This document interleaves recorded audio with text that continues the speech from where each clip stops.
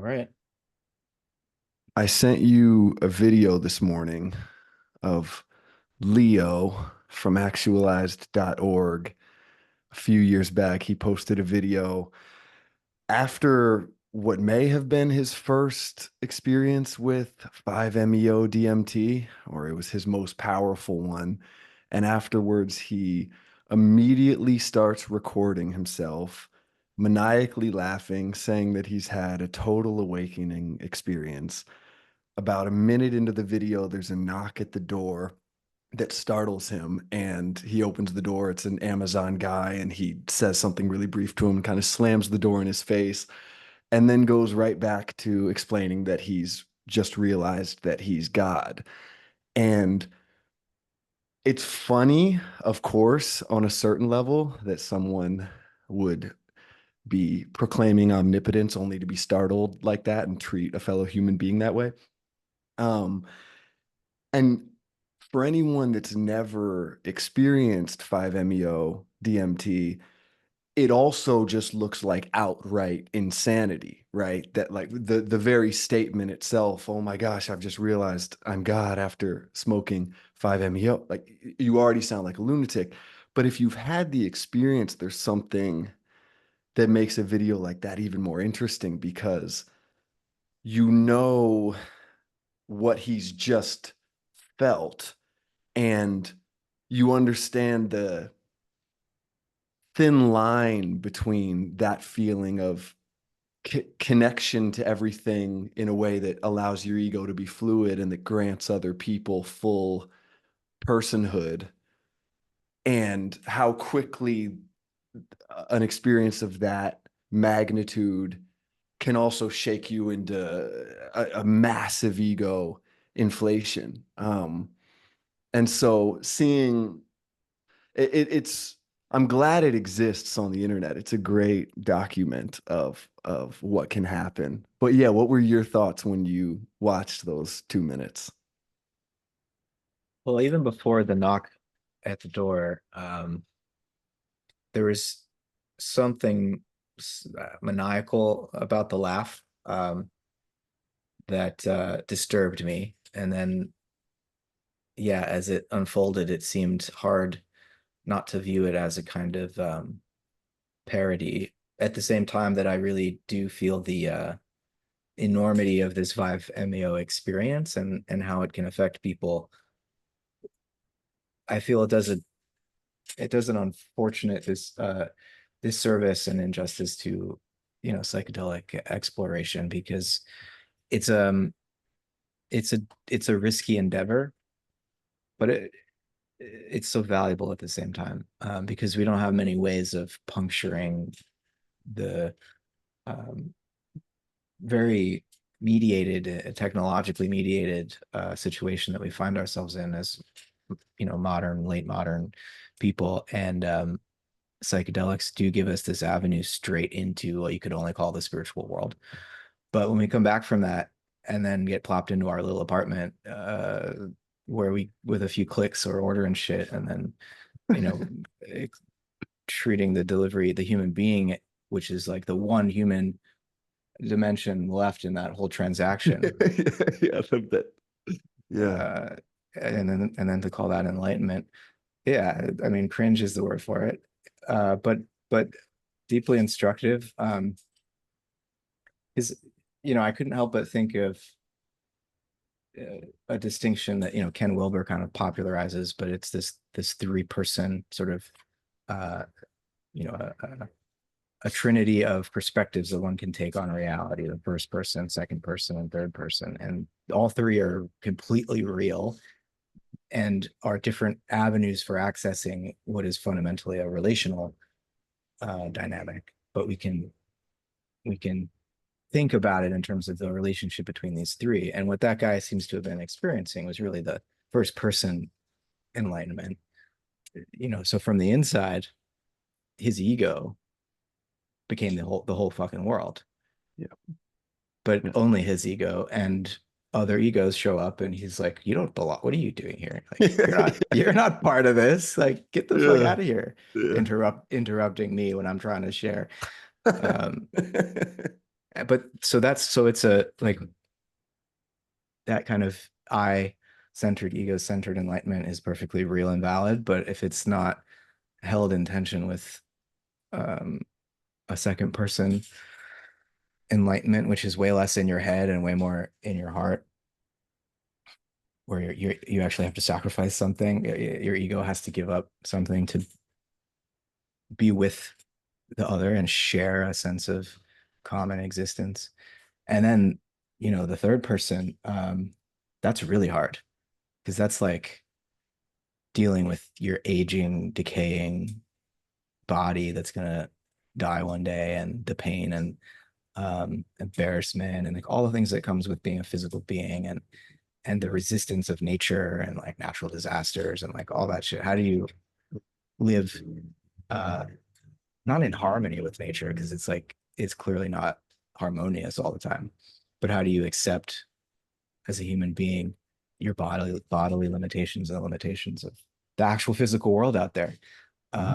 Enlightenment can't mean only your mind exists. Like we still have to interface with this Gaian ecosystem.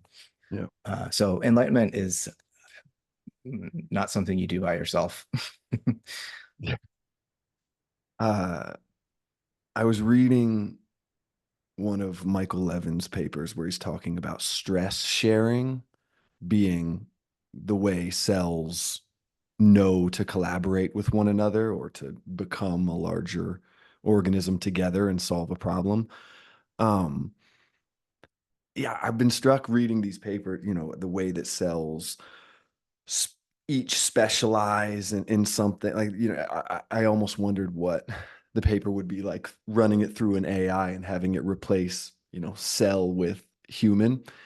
And it was funny imagining if he replaced the word stress with pain, because just in this way that he's pretty, enthusiastically and casually suggesting that it's driving everything, 'cause like one of the he's like, one candidate mechanism that's been proposed is stress, a concept with a rich history in physics and materials engineering, and a good, if he had said pain there, like pain, suffering, a concept with a rich history, um, yeah, where you kind of have to read through the scientific tone of it all to get to the heart of what's really being said there. He's quantifying stress as the he quantifies stress like by distance to a homeostatic set point. So you're like, what's this thing normally doing?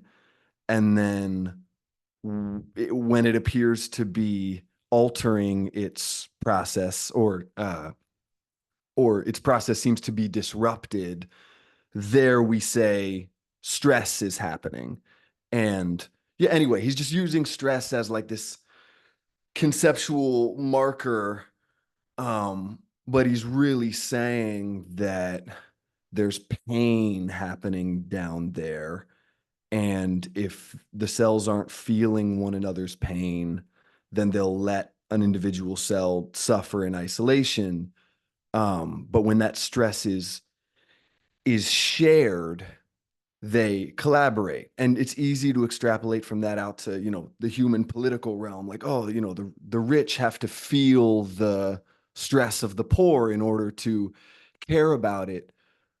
But in that cell world, I'm not imagining there's much distance being traveled conceptually, where a cell realizes, oh, there's someone in the other part of this organism that needs me. Let me start functioning differently. There seems to be like a scaling up of agency where they stop feeling like individual cells for a while, and the stress feels them into a unity. And that seems to be something that allows them to do really incredible magical things that, participate in nature. And for us as human beings, it feels like we're trying to find our way to whatever that mechanism is for us. But the way that we're transmitting our stress to one another in a lot of ways like amplifies our desire to remain separate. Like I don't want that. Um, and it doesn't seem like a process we can force, like rhetoric that's just like political rhetoric that's trying to spark empathy doesn't seem that effective. And in the cells case, is the stress sharing, it's happening shoulder to shoulder, right? Like the really each cell becomes extremely sensitive to the cells it's shoulder to shoulder with. And as a consequence, it moves through the whole network. Or does it sort of happen all at once from what you've gathered? Hmm. Yeah, I mean, it's interesting that the biological sciences would emphasize stress as the driver of evolution. And even Levin, who's so much um, you know, charting his own path into a more holistic and you know purposeful understanding of the living world, is still trying to communicate, at least in this instance, I think mostly to his materialist colleagues, uh, because in a Darwinian, more or less materialist biology, yeah, you're going to emphasize pain and suffering and everything about the physical world that signals the elimination of life, and all that life has as a sort of positive um, power is to return to a baseline and to eliminate stress, and that mere desire to merely survive, like that's the driver of evolution, this mere survival instinct. I think it's kind of only half the picture when you're talking about the living world, and I know Mike would admit this, that he's just focusing on this aspect of it to make an interesting argument about stress sharing and how that does play a role, because it definitely does play a role. Um, but what about joy and pleasure and eros? And I mean, even Darwin had a whole theory of sexual selection, where all of a sudden it's not just you know returning to baseline to avoid pain that's driving the selection of fitter organisms, but the desire for a certain aesthetic uh, achievement and performance that's driving it. Um, Eros is driving it, and Hmm. and when you factor that in, I think it's not just about returning to baseline. It's life's not just about mere survival. It's also about seeking um, ever more intense, richer forms of life. You know, Yeah. And it seems uh, like it wouldn't be difficult to add that element on, even within the terminology he's using. Because insofar as you're proposing that something that wants to remain in homeostasis, it hurts, it's stressful if something disrupts that. Yeah, I guess, right. He's not acknowledging the degree to which things don't just want to remain homeostatic. They want to explore and they want to yeah. play. So You when we see the formations becoming more complex, that feels good, maybe like that we call whatever clinical term that, the opposite of stress is that something that's fun, mhm, mhm. Yeah, yeah. And so rather than, thinking of homeostasis as the goal is dynamic evolution. The goal is uh, to search out other possibilities. And it's, so giving cells agency, which is part of what Mike Levin's work is all about, and giving them the ability to share their stress and become uh, somehow generate emergent agency that can perform tasks that individual cells probably don't even know anything about, but nonetheless, there's some kind of I mean, a transference of a transmutation, really, of a lower scale agency to a higher scale agency. Um, Evolution becomes more than just uh, differentiation or speciation. It becomes progressive. It becomes clearly purposeful. There's something that life is trying to do. And so, to say that stress is the only thing driving evolution is like saying, and by proxy, like the return to homeostasis as the engine of evolution. It's kind of like saying boredom is driving evolution, because just mere homeostasis wouldn't introduce change. There would be any evolution, or at least again, there'd only be accidental sort of differentiation as the environment changes. But we see more than that in the living world, and but that's not to say this insight about stress sharing isn't important, because I think um, love obviously plays a very important part in human life, but so does strife and war often. But even when we're, more or less in peacetime, people we find reason to fight with each other all the time. And there's a something like wealth inequality, I think is something that, you know, wealthier people, or people who don't have to think, who don't feel as much stress about money, might feel like really disconnected and alienated from people who live in poverty. And of course, people who live in poverty feel not only alienated from, but often quite angry at wealthier people. And I think, though, unconsciously, there's something like a conservation of psychic energy, I've called it. And I'm making an analogy because I don't even think in the physical world that we can necessarily say for sure that energy is conserved. But let's just say that there's a conservation of psychic energy. Mhm. And even if you're not consciously feeling something, if other human beings are feeling it, it's part of your unconscious psyche, and it's having some effect on you. It's part of the emotional context, the deep mood of your experience, that other human beings are suffering right now. You Mhm. can you can feel that. You can distract yourself from it, but it's there. Um, and I think that's a very important sort of, not only a scientific insight, but and a psychological insight, but an ethical one, because otherwise, we lose our ability to for fellow feeling, and we have a biology that, when it's too materialistic, denies uh, even the possibility of something like cooperation or selflessness in the biological world.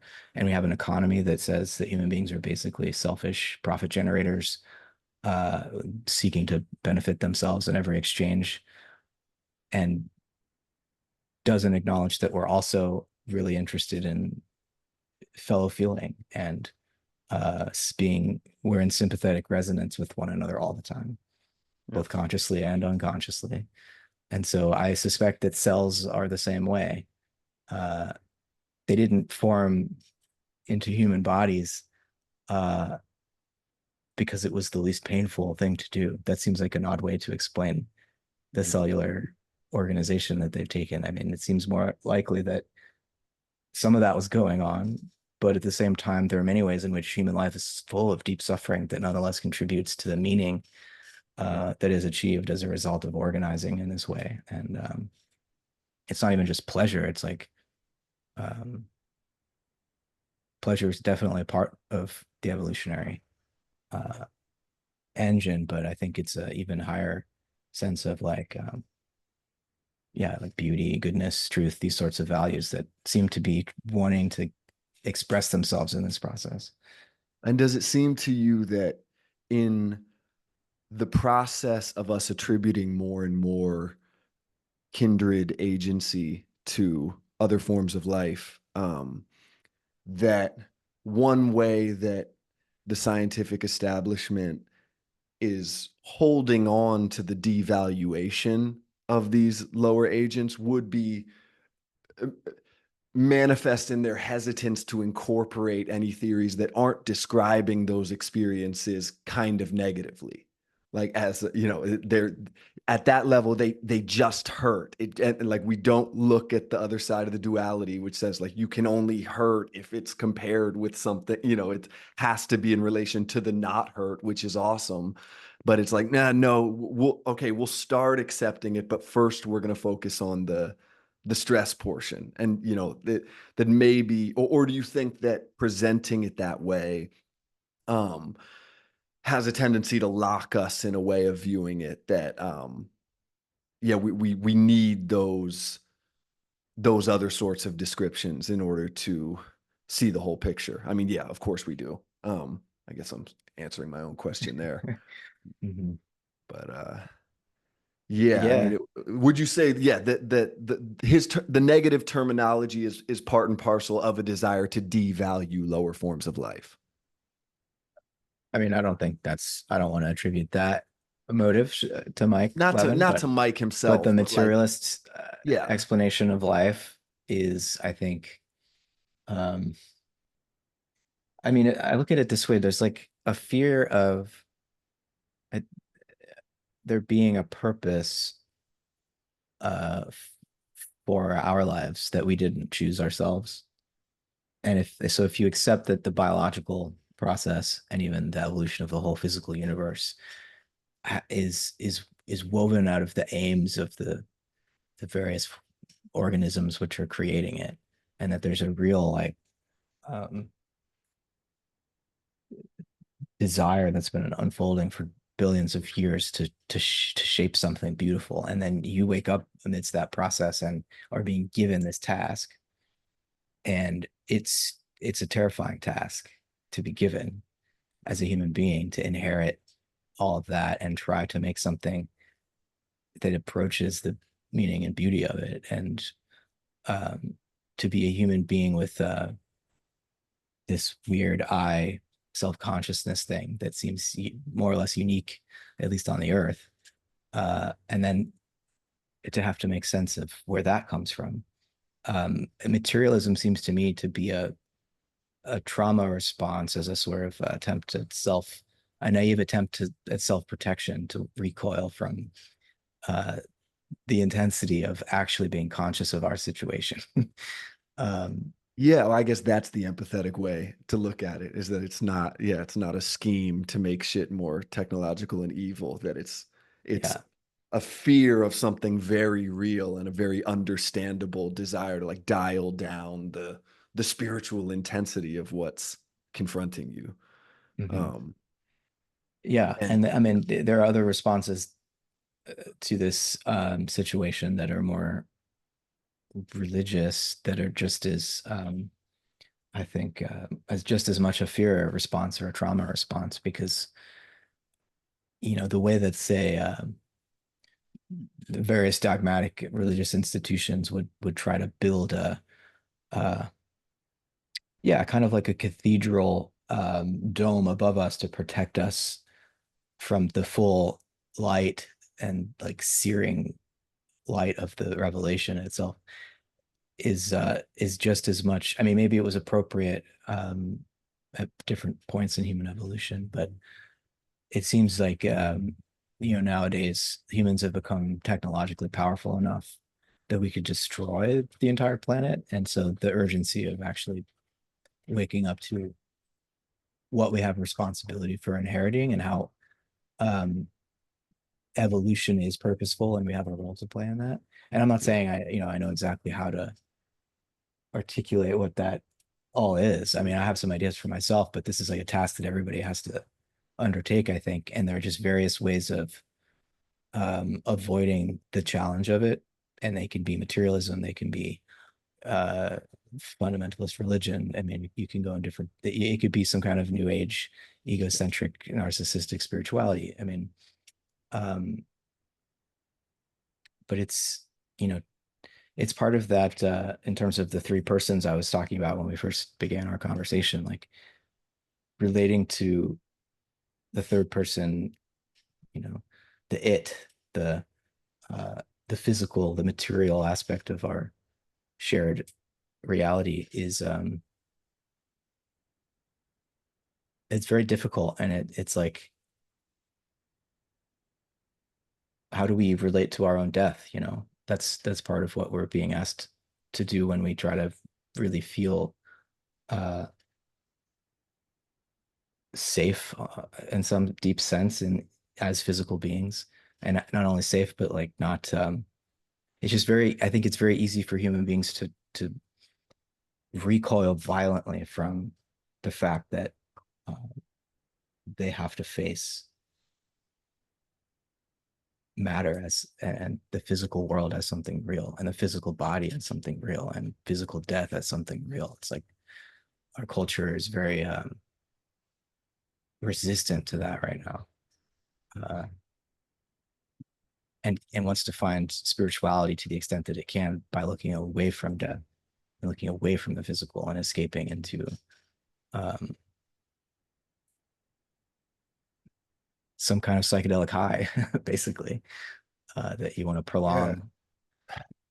Well, I was having this thought while reading Physics of the World Soul yesterday. Um, um, you and I talked a little about, yeah, what it means for God's mental pole to be primary and physicality to be consequent. Um, and that's, I guess, a technical description of that, like, profound loneliness of the one. Um, and it made me think about how, maybe each creature feels itself to be out on the edge of the possible intensity of experience, sort of pressing outward. And, it's not clear whether we are just somewhere in that endless spectrum, believing ourselves to be, pushing the envelope of consciousness forward. But it feels like we are. It feels like we're out here at the edge. And we also appear to be the only species on the planet where suicide is a problem, which could be taken as evidence in itself that we're out on the edge to where some proportion of the population has had enough. Like, imagining that they're, you know, one of the beams of consciousness that's been developing through every layer of life, and now it's way out here as a human being. It's like some are tired, and they don't want to go further. And this is totally, speculative, but it was kind of a slight visionary moment where, I was imagining somebody that commits suicide in a spirit of exhaustion with, the complexity and pain that comes with life. And imagining that at that very moment that they'd be hoping for, like, a release from loneliness. If the Tibetan Book of the Dead is a good, proxy to what's going on here, it's not going to be, at least in that immediate moment, the relief that they're hoping for. It'll actually be a magnification of that loneliness. But the thing is, they'll have returned, and they'll have returned in a state where the way that they have valued life, like their relationship to life as a whole, they're valuing it very, very low, and wanting escape and respite and rest from it. And in human form, they solved that by killing themselves. Now they're back to this primordial state with that valuation. And you wonder if, like, given that the physical body is sort of a representation of our valuation of the surrounding world, like how we're relating to it, and the fact that every layer of the evolutionary process continues to exist despite what's going on at the outer edges, right? There are still such organisms as existed billions and billions of years ago are still with this very simple, almost sleep-like state of consciousness. They're not complete. There's still striving happening, but it's much simpler than what we're experiencing as human beings. So you wonder, yeah, the person kills themselves. They don't get that relief initially because they become that primordial unity, but then the reincarnation in expression of that desire for sleep, you sort of start back at the beginning of the process. And then there are those of us out at the edge as human beings who, through whatever means, are learning to value our surrounding world and others in higher ways, so that while that return to the unity at the moment of death, we might still you'll still confront the loneliness of it, but with with this knowledge that the problem has been solved to some measure, that there is this unfolding creation happening that you know valuing highly as possible for, and that's the knowledge that then you'd carry with you. It not even carry with you, that's the knowledge that is the same thing as the reformation of your physicality, like what sort of relationship you're going to have with the world upon re-entry. And the real miracle is that it all stays coherent, that like I think you wrote in your book about the eternal patience of God, which is represented in every last physical detail becoming a superject, and all affecting one another, and that's really the source of that's what's worth worshiping and being grateful for.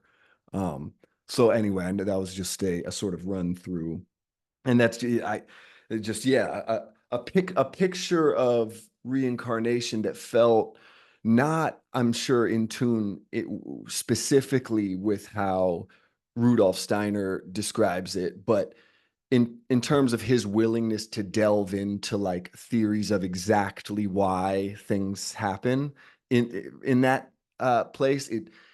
It felt like he's at least stimulated that imaginative urge in me, and that's exactly what you said when I had expressed some skepticism about Rudolf Steiner, because I'd felt like he makes so many specific claims about the way entities are related to one another in other realms I've never been to.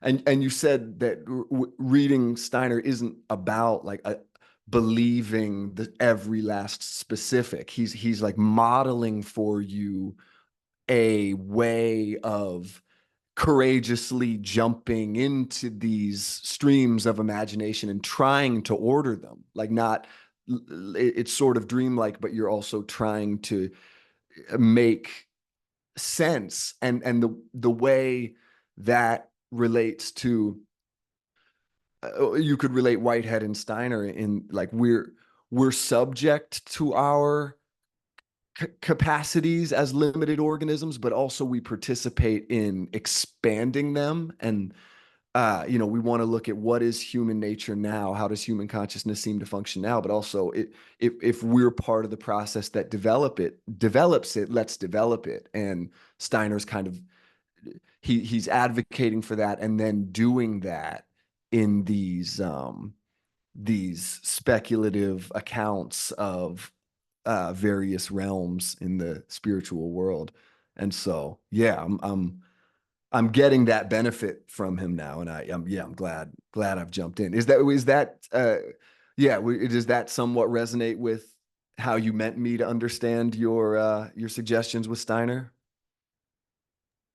Yeah, absolutely. Yeah, I have no way of really evaluating what he's right about and what he's not right about. There are some things he says that it's hard for me not to think that can't be true. Um, but I, I think that there is something to be known about um, this so-called uh, spiritual world that he paints such a detailed picture of. Um, and our access to that world is inherently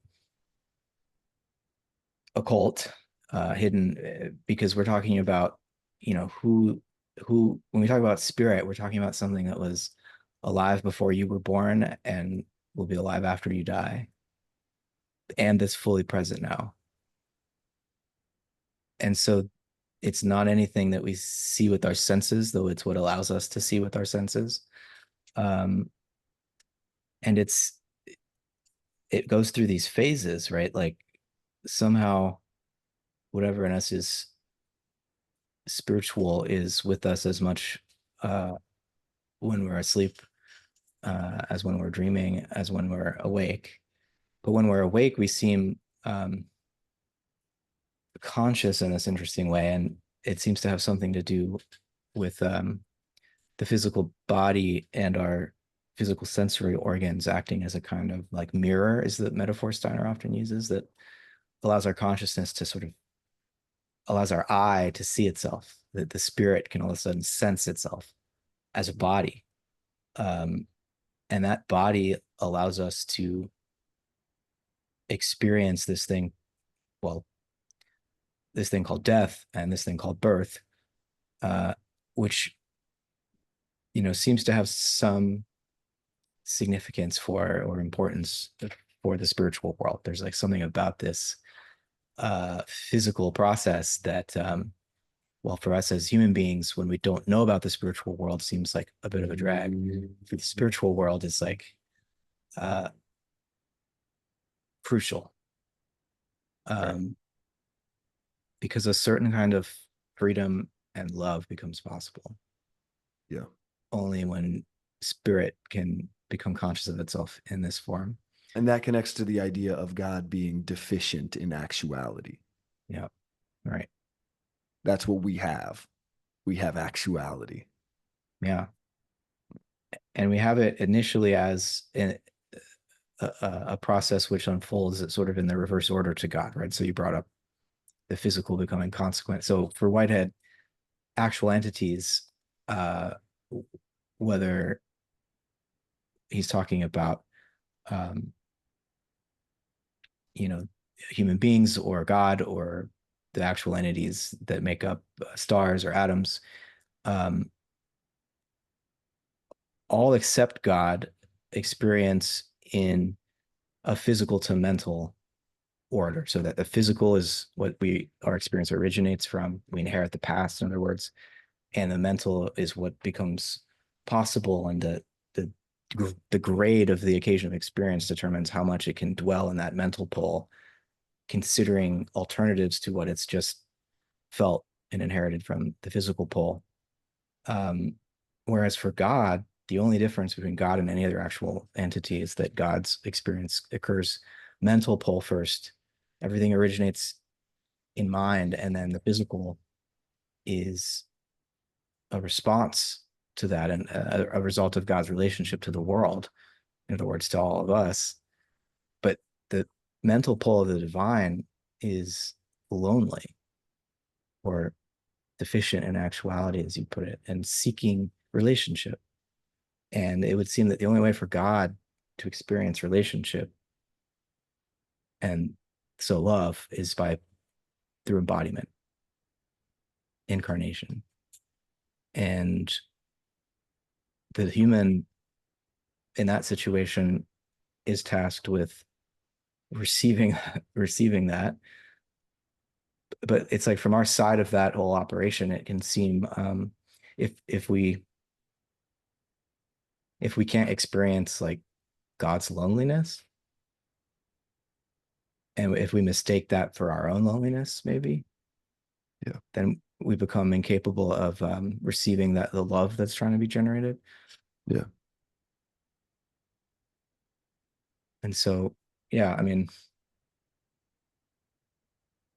that just occurred to me now. I'm not sure if I've ever had that thought before, but it's like a misappropriation of divine loneliness that leads, because I'm just still dwelling in like this tragedy of suicide that you mentioned too, and like what that entails. And because if there is a reincarnation, it's like yeah, it's a rude awakening when you die having committed suicide and then cross the threshold and have, I assume, a kind of rude awakening to the fact that this isn't over and there's no rest. Um, I mean, death is a kind of rest, but I guess it's all relative. The transformation that goes on between death and a new birth is just as intense, I would imagine, as what goes on from birth uh, to death, in terms of, a full human life goes through all these different transformative moments that are sometimes painful and other times exciting. And the physical world is analogous to the spiritual world. And so we do have something to go on. If we Yeah. don't, even if we don't have super sensible clairvoyance like Steiner, if we think analogically we can see in the structure of the physical world, like mineral, plant, animal, human, that there might be some in mirror of that in angelic hierarchies, in Mhm. these sort of layers of organization and complexity. Um, and so based on those analogies, like we can begin to try to tease out what might be on the other side of that veil. But um, it's yeah, it's complex and beautiful. I don't know where to go from there. Yeah, I mean, would you advise someone who's looking for, who sometimes feels a relationship to God and then sometimes feels out of touch with it? eh, Would you advise that if you're looking for God in any given moment, the place to look is actually precisely wherever you're hurting? Mm, It's not a means of, because there's a lot out there that is true in its own way. I listen to Muji sometimes, and his way of getting you back to God is the part of you that's outside of your suffering, or that's like just able to watch your suffering, from sort of a passive standpoint.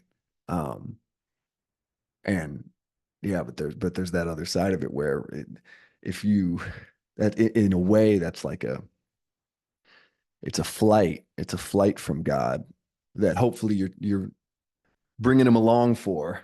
But yeah, I mean, I'm using the word God a lot, and I know that just sounds strange. I sound strange to myself. I'm really, yeah. it's a shorthand for like manipulating what's kind of a very specific feeling Yeah, that I'm everybody has wrestling to with. have their own relationship to that, Yeah, the meaning of that word. Everyone has to have their own relationship to it.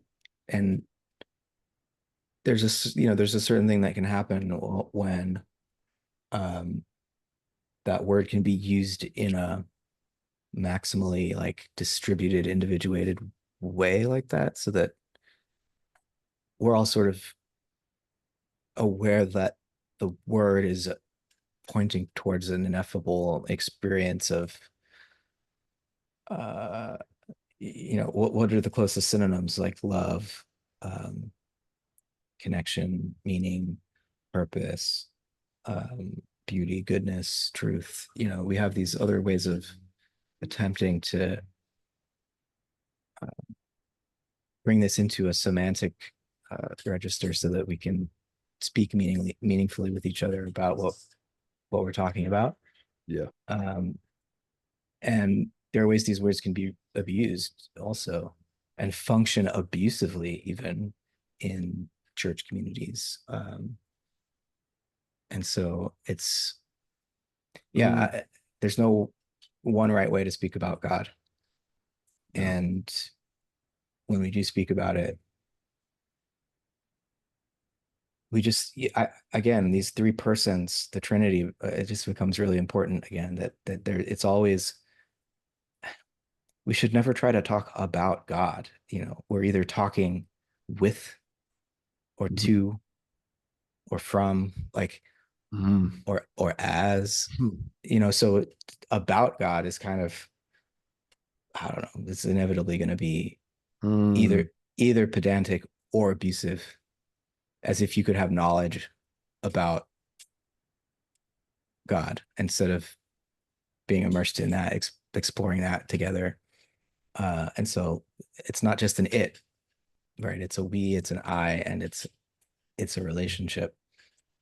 And so to the extent that the G word can function to create a, a conversation like this, yeah. then it's valuable and powerful. But Yeah. And that weird feeling that arises when you catch yourself talking about God, even if you're not conscious of it in that moment, it is because the thing you're describing is something that could only be spoken to or from. That's what you're describing. And yet you're talking about it in the, yeah. So there's just like this discord that, yeah, I feel in my gut. Um, yeah. You, yeah, well, actually, in your recent talk with Tim, yeah, you got to a similar point where you were talking about sort of the comical absurdity of the necessity of the mouth sounds, that like we have to just keep making them. You also uh you joked when talking about, C.S. Pierce that everyone takes a shit on Hegel at some point. And I've heard that in, like psychology, everyone shits on Freud, but there's kind of an understanding that it's because we absorbed his main insights and then all that's left are his idiosyncrasies. Um, and I know you've also said everyone takes a shit on Descartes at some point, because he puts forth like the initial statements that then, it's everyone else's job to start picking apart from there. I had never heard that about Hegel before. What makes Hegel so popular to criticize? What element of Hegel is so easy to criticize? The obscurity of it on the one hand, um, it's there's a whole rich tradition, especially among um, early and mid 20th century Anglo-American philosophers and uh, American philosophers of claiming that Hegel is just bombastic, it makes no sense, and to the extent that sense can be made of it, is just uh, a kind of mystical monism that isn't a serious philosophical argument. And there's a whole uh, trajectory that analytic philosophy takes into a specific form of logic that doesn't allow for the connection that Hegel saw between phenomenology or experience and logic, and the way that like logic itself evolves because it's not separate from our aesthetic and sort of experiential perceptual encounter with the world.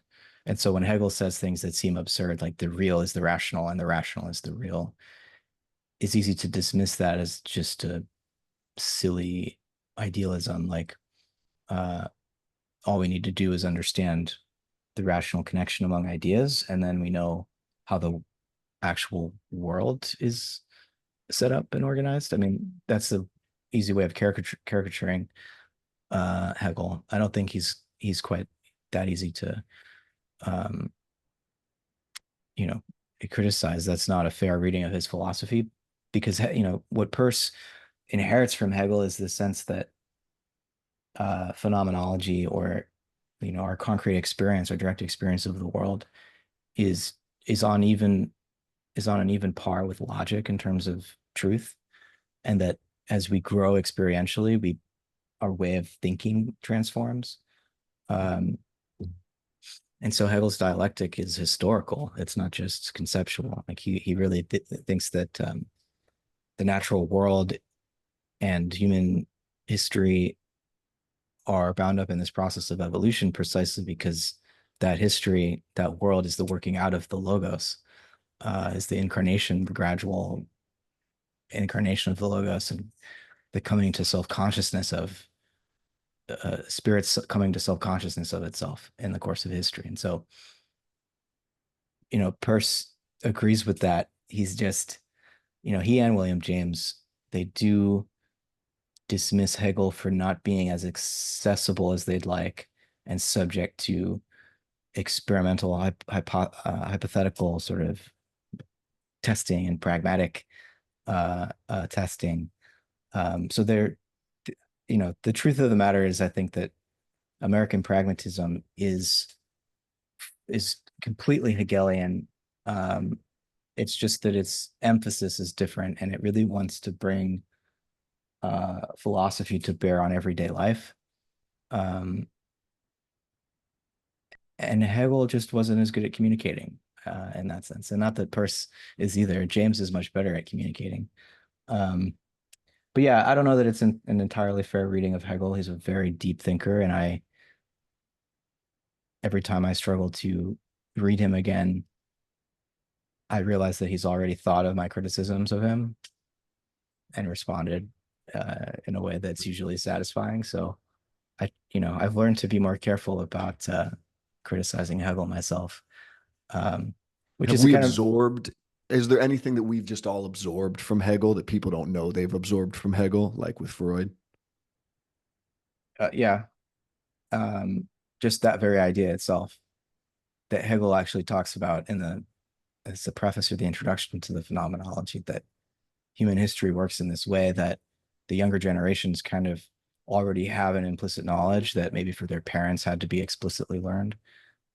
And so there's a the whole of history is recapitulated in each individual's experience. Mm. And it's not that Hegel's the first to come up with that, but his whole approach to the phenomenology of spirit and the science of logic is sort of based on the very possibility that you're pointing out, that we could come historically to take for granted the thoughts of a prior of another human being who died 200 years ago without even knowing it. Hmm. So would that then, because I was going to ask, like, what Whitehead and Schelling owe to Hegel, and I guess that would be one thing, that idea, that inherited collective memory, right? Mm. Mm-hmm. Are there other things as well that you'd say, like Whitehead? Because I always imagined that in the same way that when I first opened Whitehead, I couldn't make any sense of it because I didn't know what the words meant. Is it a slightly different situation with Hegel, where like you could employ exactly the same process you used to get the hang of Whitehead for Hegel, and he would be more elusive or more inconsistent? Is Mm. he kind of in a league of his own there, or is it just about like which one do you want to dedicate your whole life to understanding? Because that's what it's going to take. I mean, to some extent, the only one who really fully understands Hegel is Hegel, and I'm not even sure he always knows what he's talking about in some particular passage.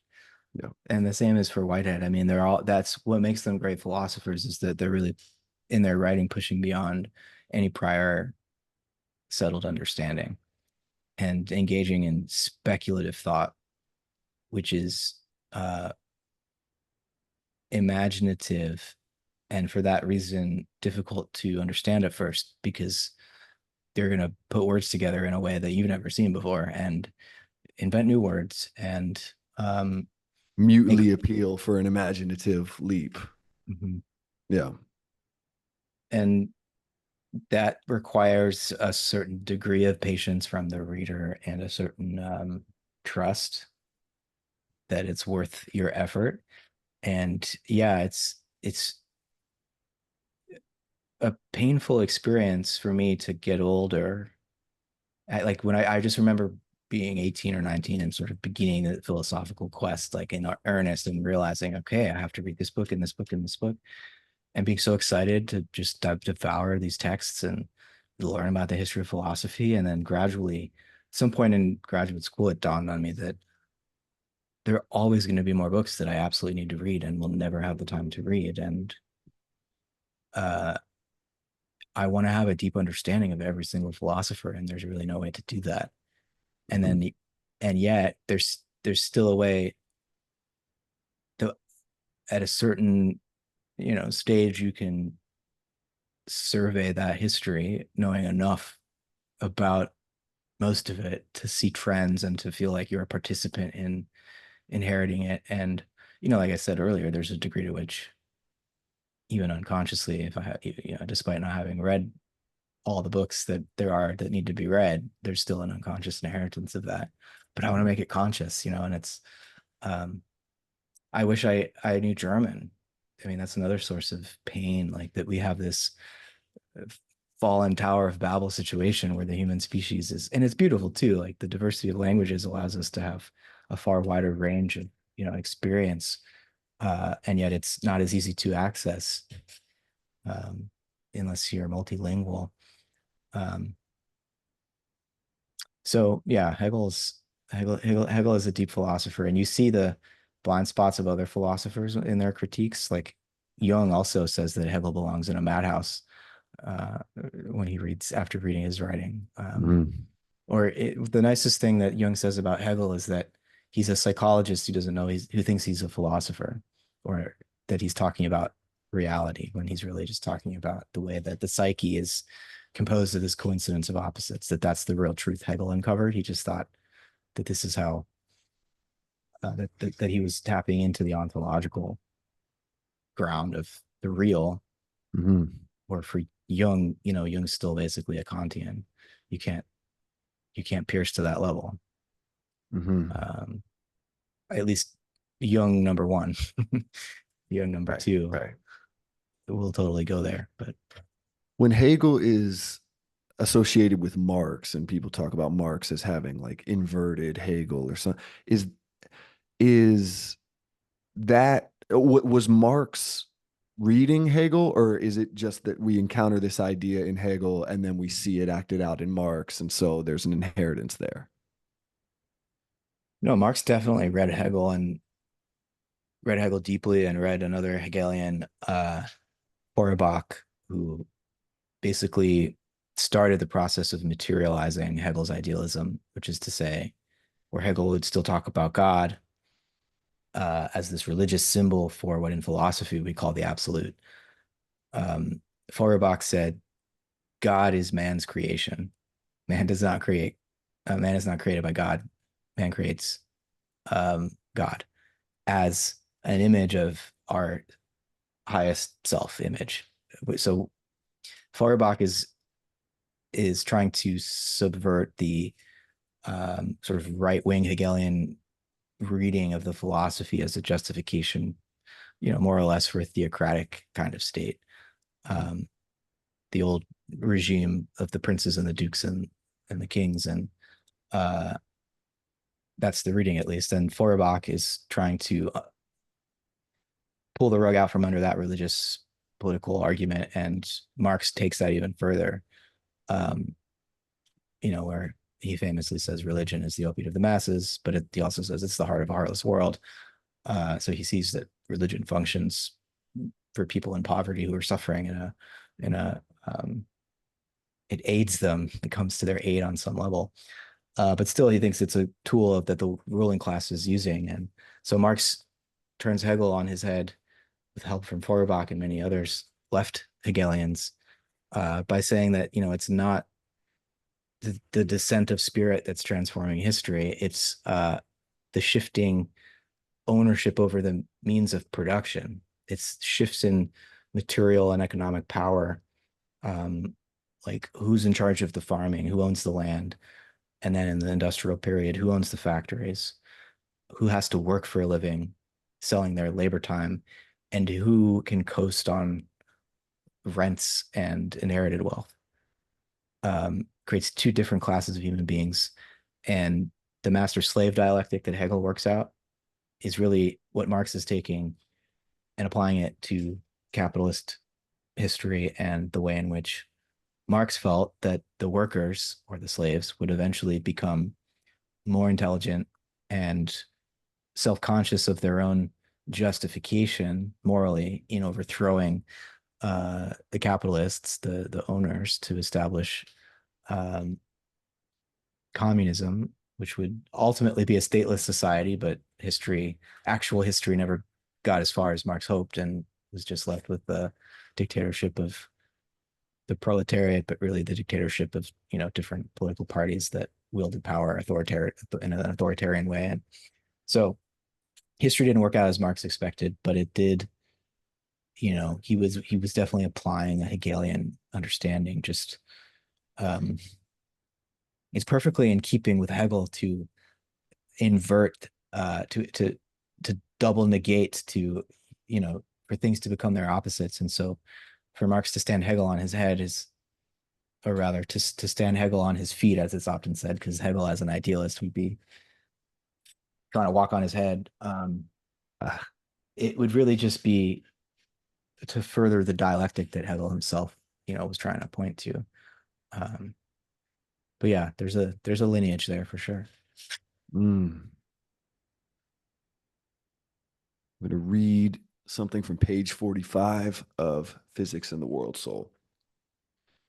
Whitehead is able to avoid a dualism between actuality and ideality by showing how the realization of definite concrete values requires the ingression of what is not alongside the prehension of what is. In this sense, the prehension of actuality and the ingression of possibility cannot be defined in isolation. So that point right there, that's part of the mission Whitehead sort of sets out at the beginning of Process and Reality, right? Like these terms are going to be defined solely in relationship to one another.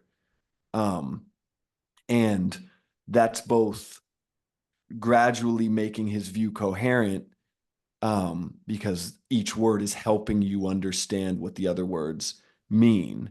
Um, but is that a quality that he would point out as not being present in mechanistic science, where we have terms that have definitions that are not, um, that seem to believe they are floating rather than just existing as sounds to demonstrate relationship to what I mean by this other sound? Like is that part of what's novel about his cosmology, the fact the level of interrelation between the terms? Mhm. Yeah. I mean, he's trying to avoid dualism where we think that we could have just a lump of physical matter or just sorry, Plato, but a Platonic idea, as most people think of it, floating out there in heaven, and instead to think of what we mean by a finite uh, entity, and what we mean by the infinite sea of possibilities, which uh, encompasses any finite entity. That these two things require each other, um, so that there's always a halo of alternatives surrounding what we, the outline of what we narrowly focus on um, and perceive as a fact. And so actuality and ideality just become, two different ways of grasping the significance of experience, and both are equally real. Um, but one of them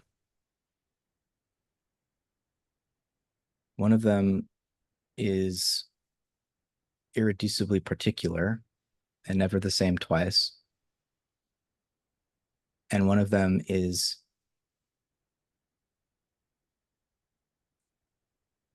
universal in the sense that it can occur in a way that's not limited by space and time.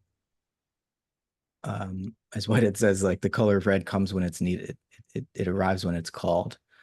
Um, it haunts time like a spirit, he says, color, as an example of an eternal object or an ideal form in Whitehead's sense. Um, and so it's just as the German idealists, when they talk about the absolute, they're trying to hold together the finite and the infinite and understand how the physical bodies that we inhabit um, are expressions of something infinite at the same time, and that we need to make reference to both infinite possibility and finite actuality in order to understand what we would even mean by finite actuality. So, like, actually, this isn't even Whitehead's unique insight. He's just drawing out the implications further, I think, than other philosophers had. Even Descartes, who we always blame for this horrible dualism, in his meditations, he has this brilliant phenomenological demonstration uh, of the existence of the infinite or of God. And so basically, it's just, he says, I am conscious of the fact that I am finite, that I am limited. We all can assent to that uh, posit, right? We know that we're limited. We know we make mistakes, we err, we hallucinate, we need to be, corrected. Our experience is fallible. And so he just points out that for us to know ourselves as limited and finite, we must have the idea of the infinite in us. But how could a finite being create the idea of the infinite for itself if we couldn't have him? So the infinite must be real in some sense, and it's an innate idea, he would say. in us that points us to the reality of the infinite. And so even in Descartes, there's this his exoteric philosophy is this substance dualism, but his esoteric is really monistic, and that's where Spinoza ends up going with Descartes. Really, there is only the infinite substance, Mm-hmm. which is God, and we have this confusion that leads us to some kind of a split in our perception between me, myself, my thinking, and the extended stuff out there. Um, but for Descartes, even that's a kind of secondary situation. The primary situation is being immersed in the infinite. Mm-hmm. Because even to doubt, even to recognize our own finitude is already to presuppose the infinite and our, So could you yeah. thereby read monism into almost any philosopher because they're either elaborating it explicitly or they're thinking very dualistically, but you just have to take that logic one step further to that everything implies its opposite and they're being monistic. Yeah, it's a tricky word because we're tempted to think it means everything is one and then to mistake that one for a numeral, which immediately demands two, three, four, five. So the oneness of the monist is not a number. Um, it's better, this is why like a Zen uh, koan attempt to like capture this would just say, oh, it's not two. We'll call it one. That risks reifying it. So we'll take the negative approach. It's not two. What is it? Well, can't say. They say this is a Zen koan approach, but this is also in Plato's dialogue with Parmenides, I think. So there's a oneness beyond our ability to count one finished unit of something. So the infinity that Descartes gesturing towards is not just a sort of finished whole that we all belong to as parts. It's a it's a it's Whitehead's word creativity is helpful here, which he says it's both one and many Mhm. because it's a process and it's always uh, advancing into novelty. It's never the same. It's overcoming any prior limit, right? So infinity is like it's an activity. It's not just that it's a really really big thing, Yeah. and so monism can imply all those caveats. But Whitehead actually, to avoid any misunderstanding, says that his philosophy is pluralistic in the sense that that the one is constantly generating the many And they're really real, many different things. that So have never pluralist. existed before. Yeah. Yeah. The And that, possibilities have existed before, but there's something about the process of actualization and particularization. But for Whitehead, particularization is always uh, recapitulating the universe, yeah. but adding something new that's never existed before. And so he says it's pluralistic, but he's being playful there. He's not rejecting the monistic insight when properly, um, with all the proper caveats. Yeah. He's just not taking any reality away from the variety of nature and the Yeah, concreteness of each actual occasion. I'll read yeah, another part. Oh, sorry. Creativity as his ultimate principle. Whitehead needed some way to account for the unique character of individual matters of fact. That is, the irreducible concrete particularity of finite actual occasions of experience. How does the universe how does the universe I wrote unrest powering cosmogenesis. Oh, okay. Yeah. How does the universal unrest powering cosmogenesis concrete into the value experience achieved by its unique individual creatures? To answer this question, Whitehead was led to bring forth a novel concept of divinity. The only difference between God and every other actual occasion is that divine experience appears to occur in the reverse direction as that of finite experiences, such that God's mental pole is primary while God's physical pole is consequent.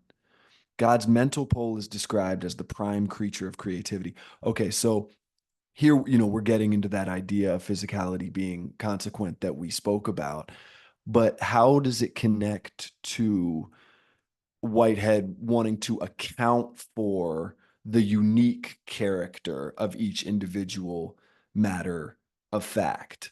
Um, how does the conception of God as having a primary mental pole, and rather than thinking because of what's in front of God, God is thinking, so there's something in front of God.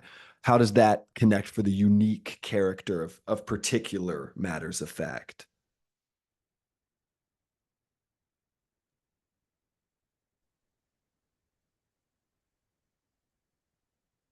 Yeah, it's a good question. It seems almost like Whitehead's answer to that is that there's a certain empirical givenness to the plurality. There's not a rational explanation as to why there should be a plurality, and that it's not really the metaphysician's job to explain why there is finite actuality. I mean, you could say, well, God was lonely, which we've kind of already suggested.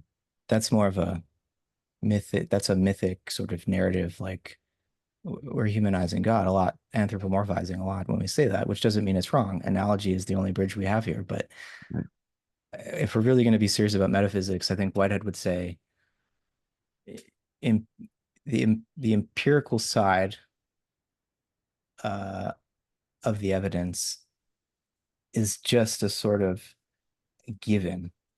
And the best explanation we could offer for it is that the universe and the God really is seeking seeking value and seeking ever deeper, richer value, found it necessary to diversify, to pluralize, to self-differentiate, and that um, plunge into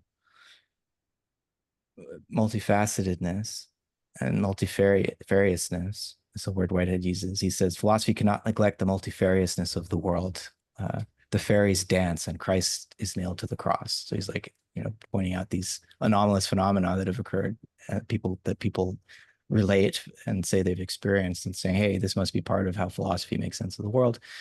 Um, but yeah, it seems like in seeking greater value, the eros of the universe, the divine impulse driving things, found that there's greater intensity of harmonization possible if you risk that harmonization time and time again by introducing novelty, by diversifying and allowing there to be some free play, trusting that the tendency that the universe has shown to be in tune will continue, and that a new harmonization will uh, come to be more persuasive than any discord that's introduced, and not just more persuasive, but inclusively so, so that whatever felt like discord at the time, in retrospect, once this new chorus starts to sound, all of a sudden becomes such an enriching ingredient in the new harmonization which has been achieved.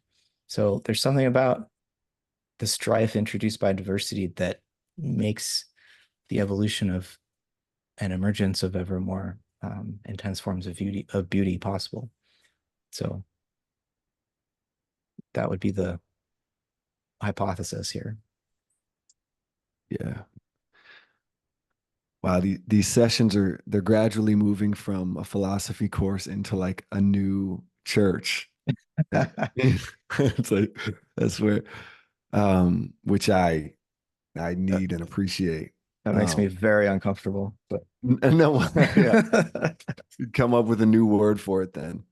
I just think no, the amount of times we say God in each episode are going up exponentially. that's an Um, empirical question. We could count in the yeah, transcript. yeah. No, I mean it is hard to find reason to move off of that at a certain point.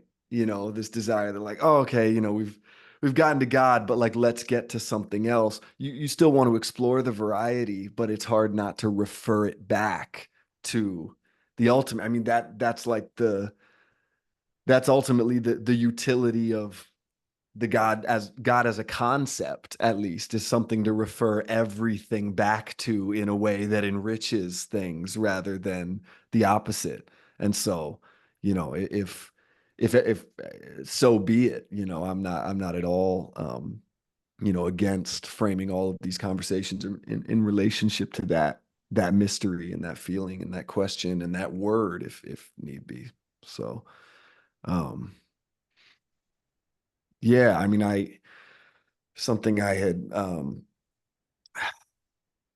I guess I brought up to you over text, and then I was talking to my dad about recently. Well, it was not going anywhere with him, but it just you could for someone on the outside hearing a discussion about Whitehead and then hearing that Whitehead's a Christian, it might be easy to just think, oh, well, it's because there's a God somewhere and his cousin, and he was in the Christian world and used the word God, so said he was a Christian, but it doesn't actually have anything to do with what we think of as Christianity.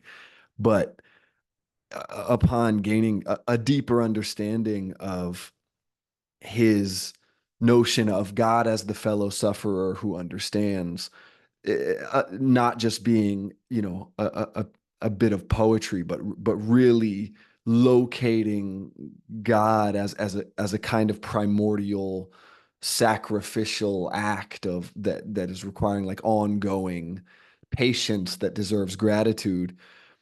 There, there's something distinctly Christian, obviously, about a suffering God. That's the symbol is somebody being tortured who we identify as God.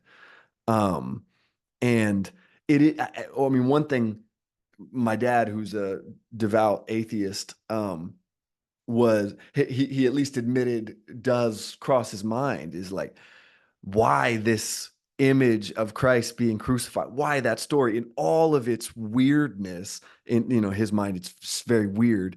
Um, why is that the thing that like resonates with people more than anything else for like the longest period of time? What is so powerful about that image?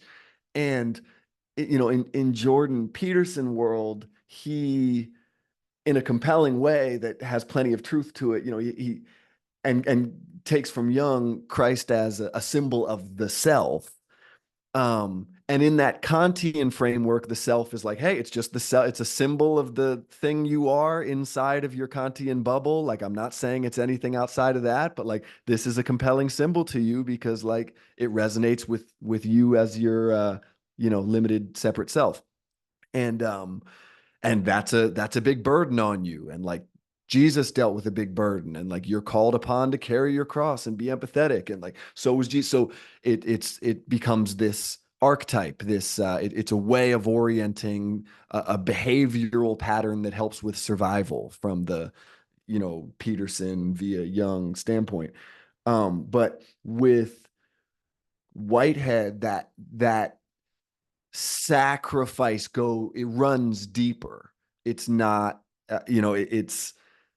it's because the primordial suffering, like doing it all for love no matter how much it hurts, that act is the Big Bang. It's the inception of cosmogenesis.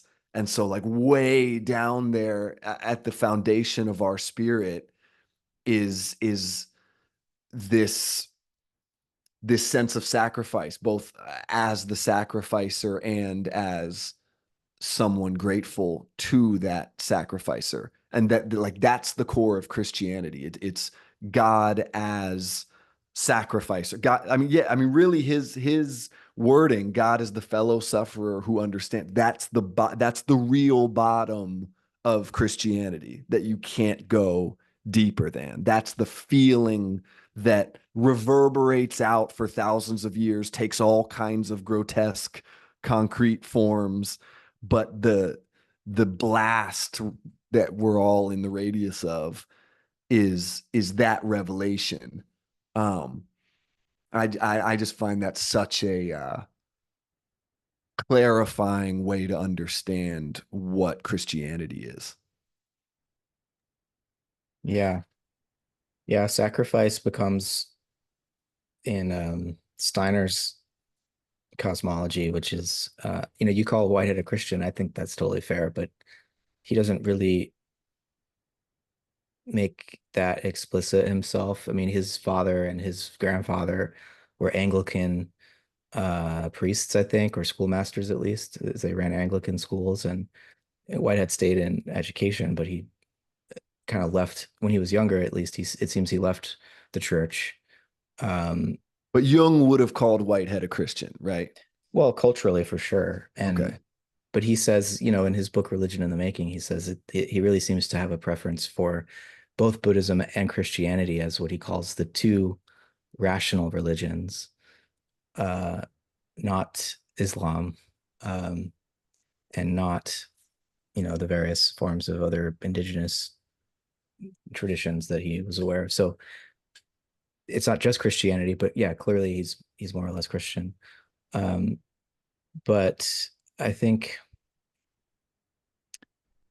he's wanting to provide us with a vision of the divine that's not limited to one or even two religions, even if he singles out Christianity and Buddhism, but that they could really speak to um, the human significance of suffering. And yeah, in Steiner's view, who's also Christian to the max, but in an inclusive way. Like there's a role for Buddha and Krishna, etc.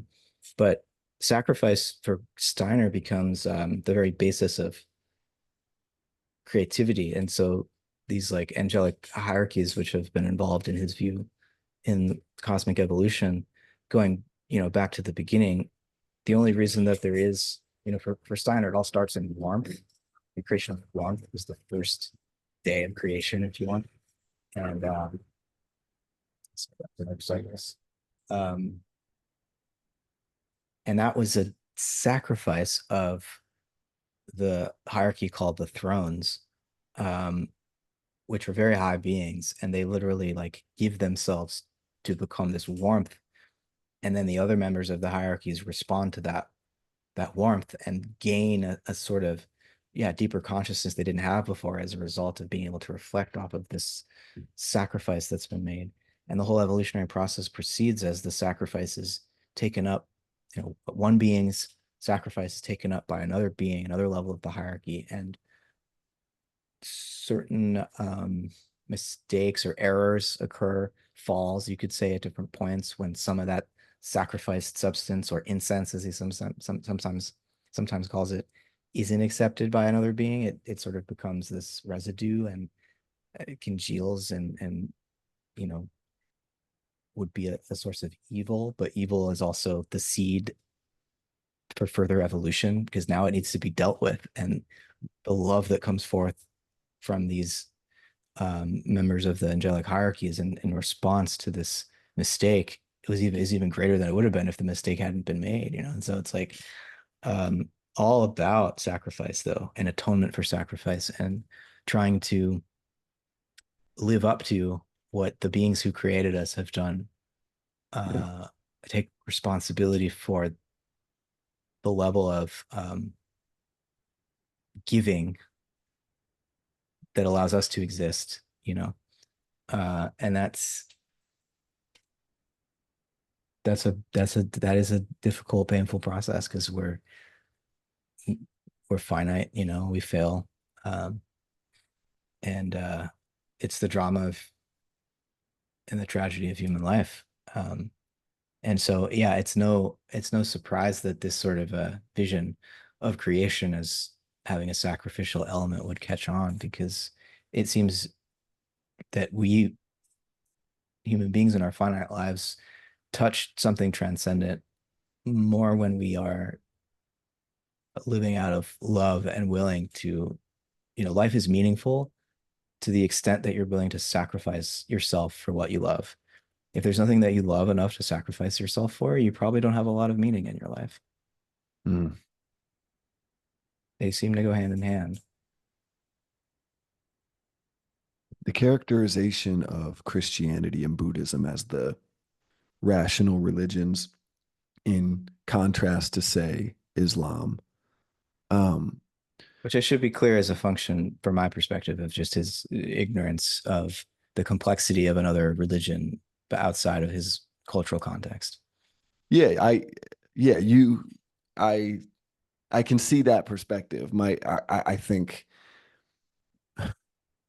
when when people point to Islamic extremism as being, a result of socioeconomic factors, and then other people like Sam Harris say that, no, this is a problem with the doctrine itself.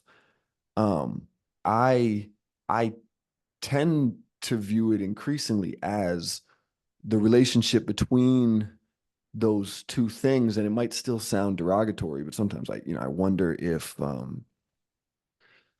so, a doctrine gets held up in its development if the circumstances of the people in relationship to that doctrine are cause for so much anger that, like, the intensity or just the relative distribution of like angry people, and it could be completely based on unjust circumstance. It's not like, oh, these are the angry people. It's like, no, it's a relational thing to what's going on, but that the, you can't really get to um, rationality when the anger's that high. And then once the anger has its effect on what's emphasized in the doctrine, you get sort of locked in a double bind where, this thing now, the doctrine isn't even, the parts we've chosen to emphasize are now not leading us away from anger. And so the whole thing goes up in flames, literally, in some way.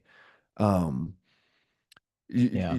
but do you feel that, and maybe you haven't gone deeply into the Quran before, do you feel that if approached by in a clear-headed way, and which I'm sure it is by many people, there's just as much of a basis for the development of a rational worldview? Well, it's hard to deny the genius of Islamic philosophers over the course of, the last 1500 years or whatever. So, or 1200.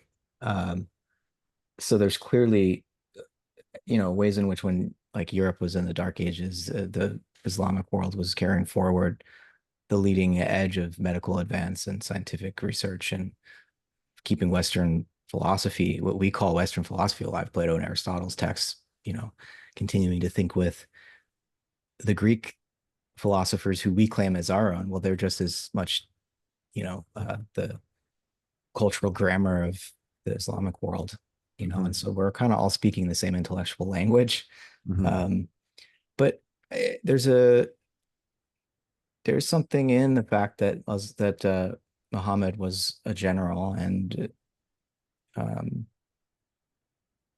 that there is, but the wars that he would engage in were often to bring about a more socially just kind of organization and overthrow states that didn't really treat people like children of God, but you know, there's more violence in that vision of what this religion is supposed to be.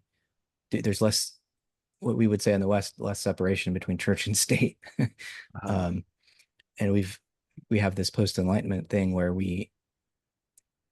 mean, and this is increasingly getting messier, but modern democracies in the West were founded on this basic idea that religion is private. Mhm. And in public, we have secular law that eventually manifests in things like um, gay marriage being legal, and we don't teach the Bible in school, and all these ways in which individual rights and freedoms are respected regardless of what the Bible might say, or someone's interpretation of the Bible might say Yeah. a holy life is, or a righteous life is, or a moral life is. And that hasn't happened as much in those cultures where Islam is the dominant religion. And so that's a thing that needs to be dealt with. But it's clear that despite Jesus often presenting as a more peaceful, loving character, there are places in the Bible where he talks about bringing a sword. There are visions that John the Epistle has in Revelation, the last book of the Bible, that are depicting Christ in some monstrous form. It's not exactly clear. Is this Christ or is this some other, what's going on in his fever dream? But there are elements in the Bible that suggest there's a more violent side to the Christ image. And you could say, well, those are anomalies, or those are, not the core image.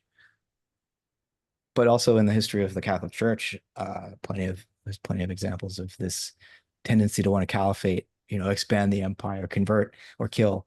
Um, that impulse is just as alive and well in Christendom over history as it was in the Islamic kingdoms. And so Sam Harris, I think, and he'll say, well, I don't, he doesn't like Christianity much at all either, but I don't know what his latest thought on this is, but Richard Dawkins seems to have at least said that cultural Christianity is something he would be willing to do. So even the atheists now are falling back on like preserve Western civilization, and to the extent that cultural Christianity is part of that, like we have to defeat the fanatical Muslim world. And so, I don't know that Harris is going the same direction as Dawkins, but there's an interesting, relaxing of the anti-religion ideal so long as it's anti-Islam, because there is a real war of civilization going on right now. And it's both Christianity versus Islam, Judaism. I mean, these three religions are impossible to separate from one another. The faiths of Abraham, the Abrahamic traditions, the Judaism, Christianity, and Islam are so intimately, they're expressions of the same story, the same history, really, and also at each other's throats right now. And I don't know. I don't look to Whitehead for deeper understanding into what to do about that situation. Mhm. Um, I don't think he's particularly insightful in his treatment of Islam. It's more that's when you see he has him as a product of his time. Similarly with Steiner, Mhm. he doesn't have much of anything positive to say about Islam. Um, and that we need to do better than that. Um, and just sort of become more human together, trying to work through these differences in the revealed religions, because I think it's really important for them to get together on this somehow. And I'm profoundly ignorant about Islam. Yeah, I've read little bits and pieces of the Quran and some Islamic philosophy, but I I am curious, but also um, it's hard for me to feel like the Christ event, the Christ mutation, the uh, Christ archetype, if we want to be a little bit more cautious about it, that's of significance for everybody and importance for everybody, regardless of what your religious Mhm. beliefs might be. And you don't need to call it by that name, but it's just that, yeah, the recognition of all the things we've been talking about, love, sacrifice, that whole complex of experiences and ideals, I think is important for every human being. And for me, at least, the story um, and the deed and the whole archetypal complex of Christ has been transformative. So it's hard for me to, as I imagine it is for people of a Buddhist uh, inclination, if that's not too sort of lighthearted a word to use for someone's religious, spiritual sense of reality and truth, or someone of Islamic faith. I mean, I have, um, a friend of mine who's a white guy but converted to Islam several years ago, and I'm very curious through him about like what that's all about and where that can become transformative too. So, Have um, you gotten any sense of what draws someone to Islam versus what would make someone want to become a Christian or a Buddhist? Like what the difference in the impulse is there through your friend?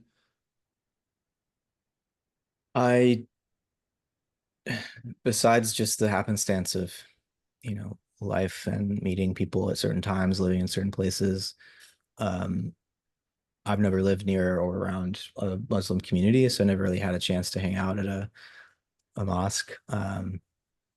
And have read precious few, books about it. And so other than just life circumstance, I don't really know. I mean, religious conversions are it's such, they're matters of grace, um, kind of there's no Yeah, well, formula for it. yeah, of course it's a matter of where you are when you're open. Um, but I just wonder if anything different. It's such an interestingly touchy subject because you of course want to be very sensitive.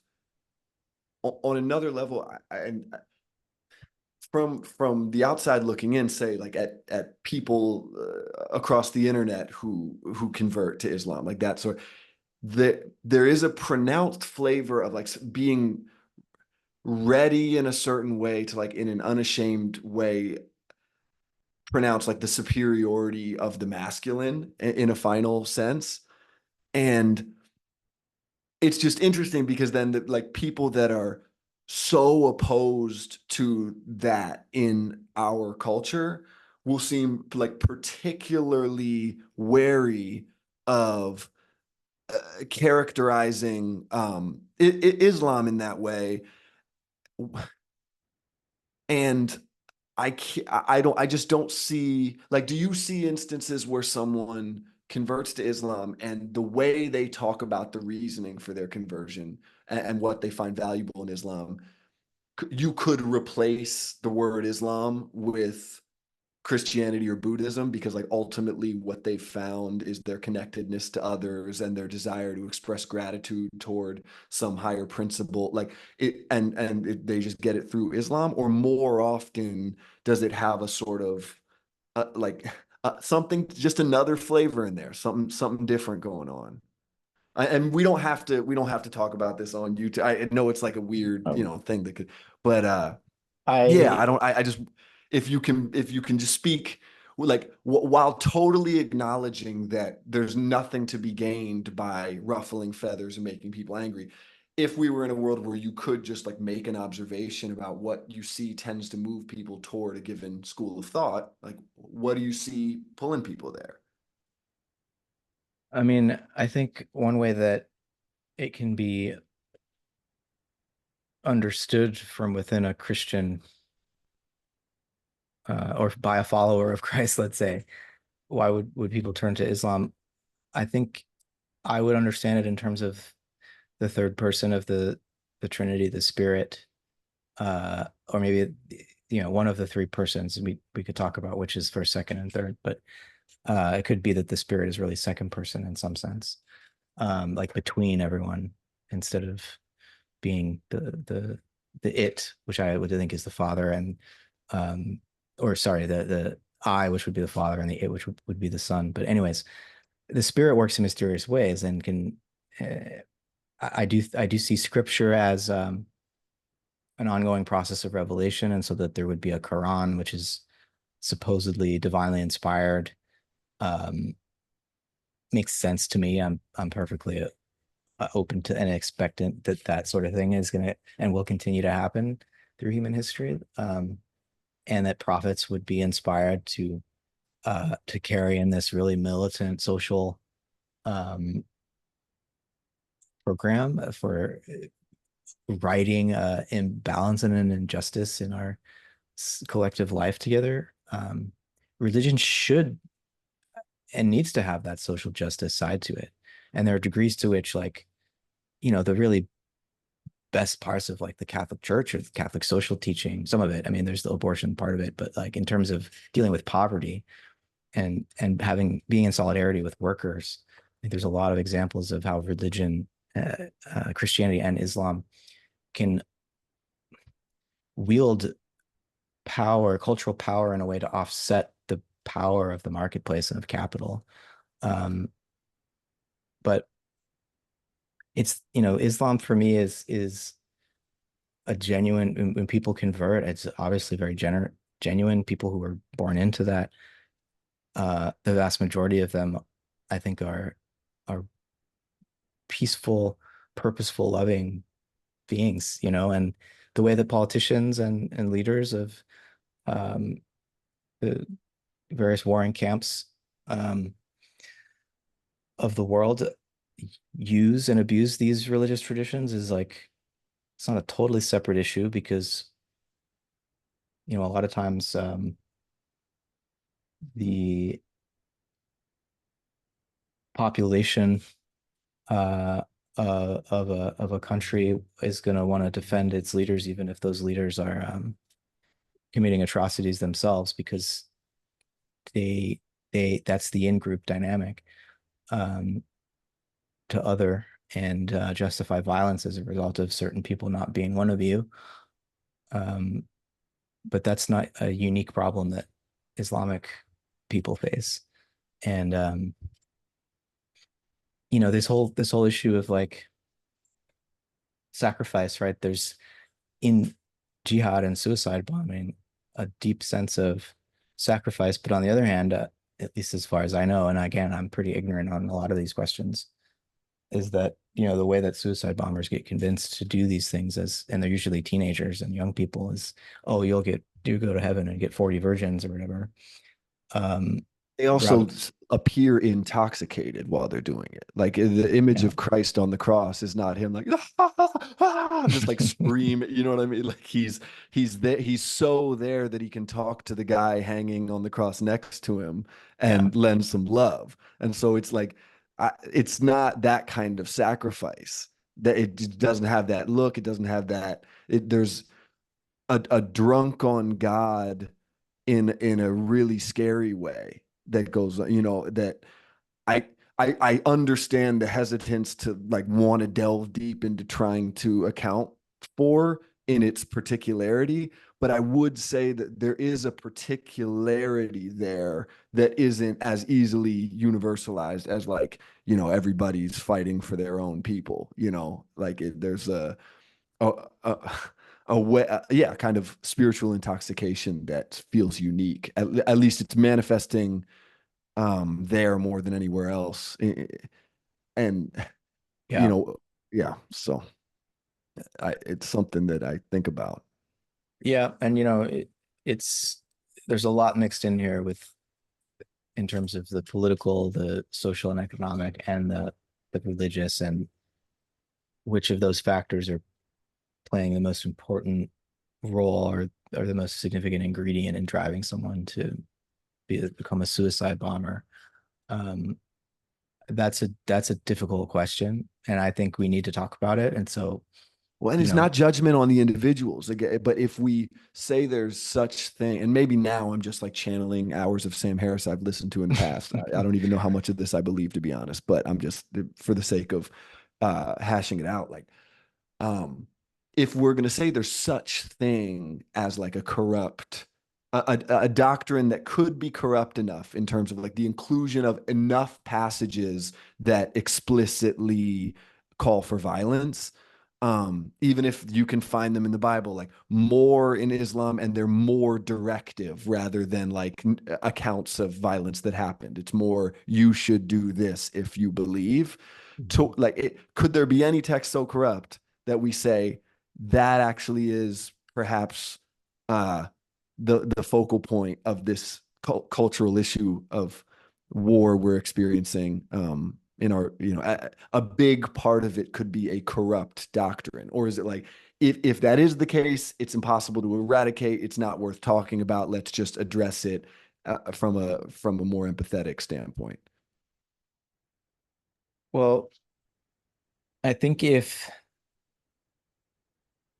our interpretation of scripture becomes too closed and um, we can't accept the importance of hermeneutic flexibility. In other words, the ability to recognize that if even if you want to claim this text was written by Allah miraculously, divinely inspired, um, we have to interpret it now as human beings, and there are different ways to interpret it, and that we can't just claim that there's unambiguous orders from on high in this book that we just have to accept, and so Right. it's the difference between a fundamentalist and a mystic, and even just a theologian who can is willing to have a conversation about how do you know that. Yeah. um and it just, yes, revelation is important, but so is reason. um and there's plenty of evidence in the history of Islamic culture that reason is part of the mix, and so the current social and economic and political context in a lot of Islamic countries is not necessarily reflective of the history of that religious tradition in terms of striking the balance between reason and revelation. I'd say that Islam has done just as well at that as Christianity. And what Whitehead points out about Christianity that makes it, and it would be true of Islam too, that makes it different from Buddhism, is that he says Buddhism is more like a metaphysics seeking religious expression, whereas Christianity and Islam are more like they're rooted in religious emotion and they're seeking a metaphysic, they're seeking philosophical justification. Mm. Uh, and so it's a bit of a different order of operation. Uh, like there's something powerful about as you were saying, like the emotion around and the transformative nature of sacrifice on the cross and all of that stuff. And if we just sit with it honestly, it's like that makes no fucking sense at all. It's a bizarre, weird story, Yeah. but it has caught on like wildfire and spread through souls and communities, and you know billions of people now profess that as their faith, uh, thousands of years later. Um, it's weird, and we have to come up with some reason why if we want to be rational creatures. And I think, yeah, Islamic theologians have proven to be just as capable of profound reflection on why this is such a transformative religion as Yeah. No, I Christians. feel I feel what you're saying. Like, sure, you could say the doctrine is flawed. It's a poisonous doctrine. Okay, it's an attempt to express something, a real feeling that doesn't disappear when you get rid of the doctrine. Um, and so yeah, we can judge it however we want, but it's here. I mean, the only thing connecting back to what I first said about that relationship between doctrine and emotion, and then you affect the doctrine, and then it's just amplifying the emotion. Um, yeah, I mean, I don't close off in my own thinking the possibility that something could go awry in that way, where you, just an unconditional outflow of respect for a given tradition might not always be in order. I'm not saying that we're at that point now, but I don't know if I'm comfortable thinking, because there's just then other, the impulse behind yeah, behind Nazism was also, that's a feeling. I mean, Carl Jung talks a lot about, like, oh, that's a deep thing that like came from beneath and like sent down or sent up from something bigger than us that like we then just give expression to. And yet we're like, okay, that means there's bad shit down there because it sent up something scary. And we have to kind of put out fires that come up even from the depths if we can, Mm-hmm. um, and not just respect them because they're big and emergent. Because yeah, it's we can go some pretty dark places. So, um, but yeah, no, look, I'm sure. Obviously, I'm missing. What I'm looking for is really, if it's not the bend toward the ascent of the masculine at the expense of the feminine, along with something like irreducibly expansionist, with like a spirit of intoxicated violence as a tool, those very well may not be at all what distinguishes the spirit of Islam from Buddhism and Christianity. That we might be able to find just as many instantiations of it in the history of Christianity. I doubt Buddhism, but I don't know. And I'm open to that, but it still leaves the question for me of what then is the distinguishing feeling? Like what makes it different than the Christian Big Bang, um, or and the Buddhist? And I, I feel in my gut that the hesitancy to tackle that problem is the fear that what we would find as the distinguishing factor would be something that we're uncertain can be redeemed. That's just something that keeps me thinking. Yeah, I mean, to do interreligious dialogue seriously is doesn't mean that you just become relativistic and think that whatever ways works for you is works for me, because there are deeper conflicts here, and so while I think dialogue is essential and a certain degree of pluralism and tension of difference, yeah, we have to be open to the possibility that through genuine good faith dialogue we arrive at a place eventually that's not yeah, it's not like anything goes. It's like there are ways in which these energies and these unconscious archetypal powers um, can be understood and worked with and managed that are healthier than other ways, and even truer than other ways. And I think it requires a lot of humility on all of our parts, to accept that we might be starting in a place that's not as true and good as somebody else. Yeah. And so I feel like the good news is there's so much commonality, and we can arrive at just there have been dialogues going on between Muslims and Christians and Jews for thousands of years. We're capable of this. We could do this. Um, like deep theological dialogues that are mutually transformative.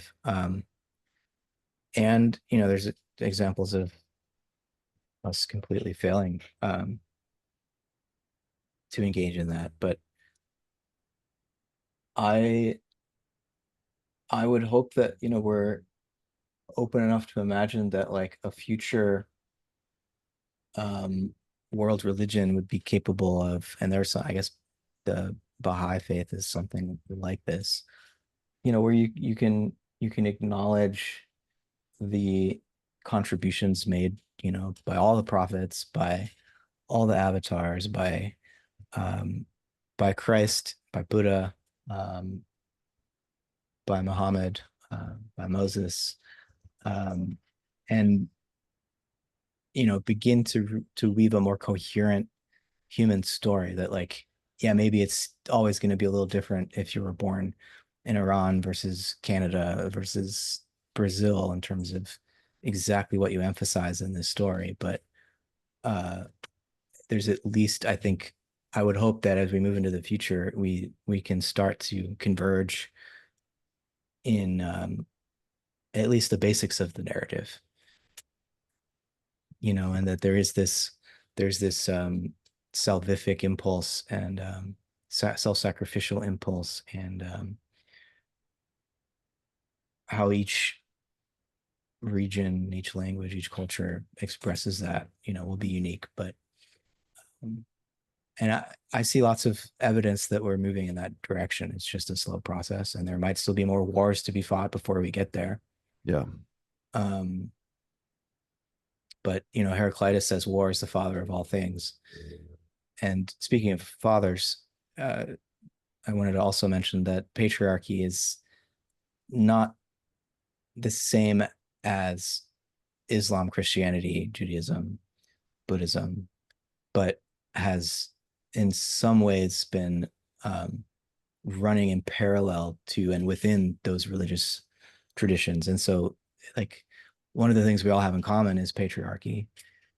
And there's a reaction against patriarchy now, and a another reaction to that reaction to sort of reinforce patriarchal values is no, this is important.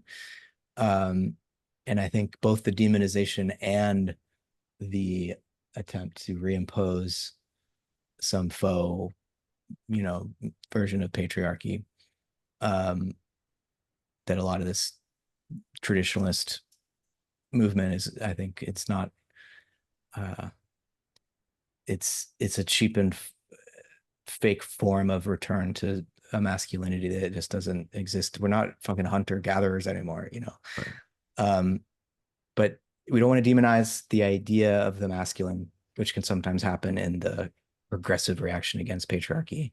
And we don't want to pretend like human history has, in the last 10,000 years since like agriculture, been balanced in terms of how the genders relate to each other. There's a big problem there.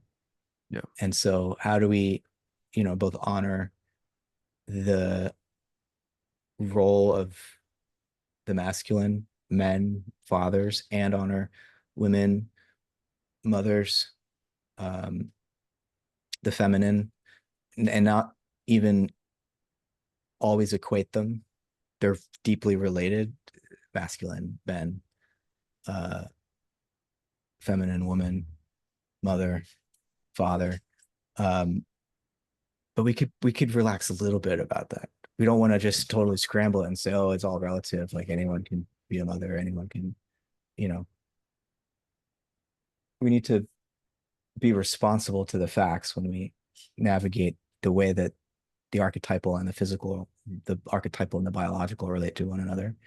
Um, but I think there's a sense in which, if you look at Christianity, there's been many examples of the role of the feminine that are really important and sometimes understated, like Mary as the mother of God, Yeah. um, and even the feminine side of Christ. Um, and in the Old Testament, or in the Torah, in the wisdom literature, Sophia, who was like the consort of God and there in the beginning with God. And so it's like God didn't create the feminine. The feminine was there with the Father, the divine Father at the beginning. And so it starts to, there are hints of more parity here in the Christian tradition. I don't know anything about Islam and the extent to which the Quran includes that kind of gender balance. I don't know. But Um, what you do know is that the covering of the female body has gone yeah. on in Islam longer than anywhere else, and one that often when patriarchy across the board having been a human tendency from a certain view, yes, but I sometimes feel that the historical account of relations between men and women it has a hard time accounting for female power because sometimes it manifests in ways that are difficult to quantify. So you look at a society and you see like, well, the official positions of power were occupied by men, but then these in the body language of women, they're signaling all kinds of desires and enticements that are controlling men oftentimes. That's and if you ask any really feminine person, period, but let's say women, about that, like they have no difficulty like acknowledging, oh yeah, I influence people all the time with my, in subtle ways. Um, and there's something so intense about covering the body of the woman because you're cutting that actually gets rid of feminine power. Mhm. You could say you can't be the CEO of my company, but the CEO is still like responsive to your eye movements. Or, I guess you can still see the eye, but it's difficult. But the CEO is still being, is picking up all of these nonverbals from women all the time about what they expect from him and what will please, what will make them see him the way he'd like to be seen through their eyes.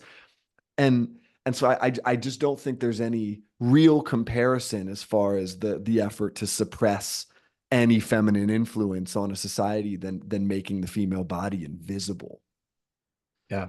No, it's a huge problem and often leads to some hypocrisy among uh, Western progressives who want to protect Islam as a matter of, making sure that there's religious freedom and diversity, but don't often acknowledge the treatment of women.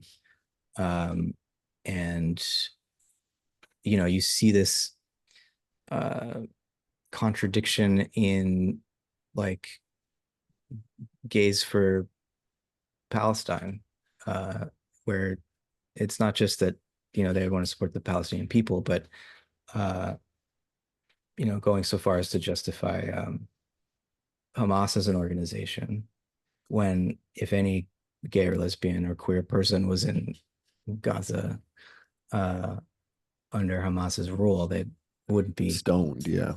yeah, it wouldn't be pretty. And so, we've got to be open and honest about that issue and, see the ways in which the role of patriarchy in enforcing a fundamentalist interpretation of any religion is a danger, because it can happen through biblical fundamentalism as well, even though there's great theological work and scholarship showing that there's not actually a biblical basis for a lot of these things. Um, but yeah, the treatment of women, I think, is an issue. I've heard there's an argument to be made by some women who are, say, in the US who are Muslim and choose to wear a burqa and be totally covered, that they'll point to the extreme sexualization of women in popular culture in the West and say that's actually demeaning of the feminine. And um, but I think you're pointing out the other side that there's a lot of power in sexuality, and a woman who can own her sexuality is a magician, at least Yeah. with men. Straight up. Yeah. Yeah. And so it's like we have a tendency to maybe overly the sexual power, the sexuality of women becomes a source of victimization for women, and we all can our progressive Western culture can see that very easily. It doesn't always acknowledge the other side of the coin. And I, Um, I would say that hype, the demeaning kind of sexualization is it's like an angry response to maybe the unconscious knowledge of the presence of real feminine power. Like when you see when yeah, guys that are, want to watch a video where there's like a sort of dominating, like, yeah, you take like, where you're really like making the girl into a sex object. It's like, yeah, you have no power over me, but the reality, of course, those are the same men that would be most susceptible to the tiniest bit of the kind of feminine power we're really talking about. And this is they're like telling themselves that and so I yeah, I do think any historical picture that isn't accounting for feminine power in some way is going to draw a super lopsided conclusion about who's held power historically. And I think that can lead to a false equivalency being made between like, hey, look at how patriarchy is manifested in the Christian world. Like we're just like Islam, and again, even if I were to I'm not trying to like entice you to say, there's something fundamentally wrong with Islam. What I will ask you is, it, you may not feel this way, but if you did, if like part of you felt like, would you still say it's unhelpful to the problem to speak about it in those terms? That like, regardless of if we feel like, oh yeah, there's a particular spiritual fire going on that inside of Islam that might have something to do with the core feeling at its base. If you did feel that way, would you still be like, yeah, I don't see the need to characterize it that way because the solution to it isn't going to be demonization. That's simply not going to be what it is. So let's not even start down that path. Would you say that's how you feel? yeah. I mean, demonization is often creates the demons as much as it recognizes them, uh, and so that path leads to more violence and the increasing um, shift away from the possibility of dialogue to just war and I would want to avoid that. And um, but also just I do feel strongly that in the dialogue, which happens, that there are certain values that for me, are sort of less negotiable. And Yeah. one of them I do think that individuality is more important to protect the individual freedom of a human being is more important than whether that human being happens to be a man or a woman. And so for a woman not to have the freedom to decide uh, what she wears, or if she can work, if she can own property, if um, she's forced to have kids or whatever it may be, I think is not the type of society that I would want to legitimize. Um, and I think there are ways in which certain tendencies that can crop up in human beings when they think that they have a um, uniquely true connection to the divine, that they want to impose the rules they think have been, delivered to them from on high on everybody else, that starts to become a problem. And for me, it's like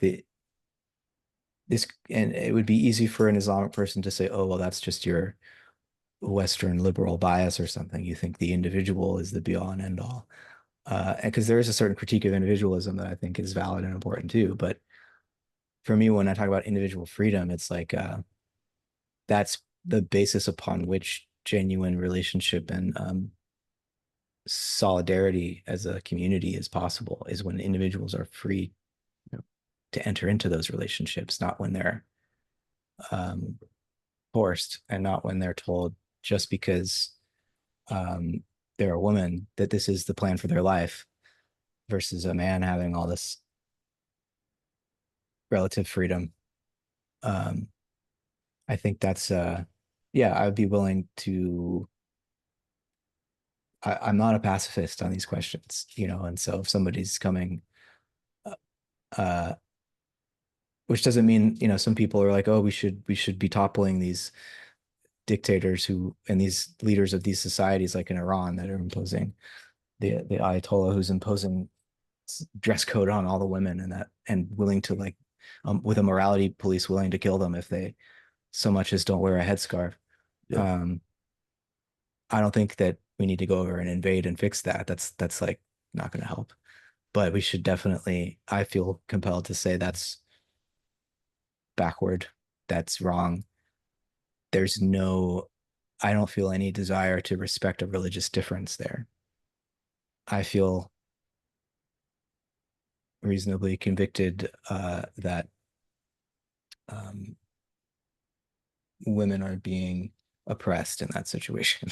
I don't think it should be hard for us to say that. Yeah. Well, of course, what's going on in the collective with Israel and Palestine, for some people consciously, and for some people it's just rumbling somewhere beneath. But like there is a new frightening precedent being set where even if it's not always talked about in these terms, it is like, okay, the problem of Islam, say, like, and then the historical, ways that Jewish people have been considered a problem, and you have this meet like where the people that have been considered almost problematically effective, let's say, are like rubbing right up against the people that are problematically like prone to religious intoxication, which is just like a very different part of the spectrum than problematically rational and effective. Again, these are obviously caricatures, but like I'm just that's the symbols that rumble down there. And there's a horrific but characteristic sort of attack that happens in Israel. And then Israel is annihilating a people. And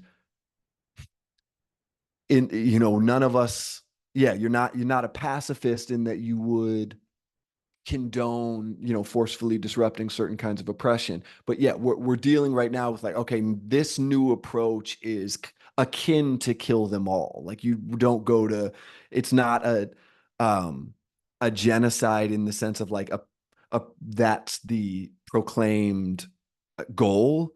But yeah, in practice, it looks and feels like okay, last straw. We're gonna get rid of so many. We're gonna permanently traumatize and suppress and like just set fire to your village, and we'll do it again. And this is now the way that you should expect the world to deal with. You know that's happening, and it yeah it just it brings this up in an intense way about whether there's any such thing as like yeah an ideological disease that becomes not something the larger organic body of humanity has room for anymore.